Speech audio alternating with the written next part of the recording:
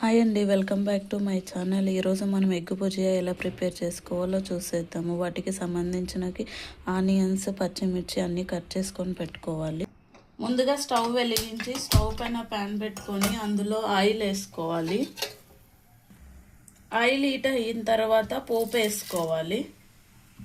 తర్వాత కరివేపాకు, వెల్లుల్లి, పచ్చిమిర్చి వేసుకొని కలుపుకోవాలి. ఇప్పుడు ఇందులోకి ఆనియన్స్ కూడా వేసుకోవాలి. కర్రీకి సరిపడా ఆనియన్స్ వేసుకోవాలి. వేసుకొని కలుపుకోవాలి మంచిగా. ఇప్పుడు ఆనియన్స్ కొంచెం ఫ్రై అయిన తర్వాత అందులో సరిపడా కారము,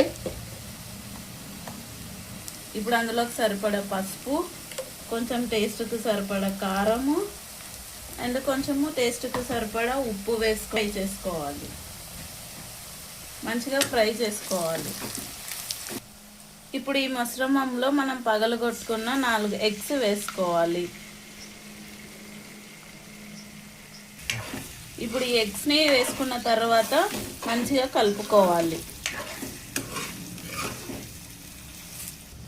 ఇది మంచిగా కలుపుకున్న తర్వాత ఈ స్టేజ్లోకి వస్తుంది. వచ్చిన తర్వాత ఇందులో కొంచెం కొత్తిమీర వేసుకొని మంచిగా కలుపుకోవాలి. మళ్ళీ ఇందులోకి కొంచెం పెప్పర్ వేసుకొని మంచిగా కలుపుకోవాలి.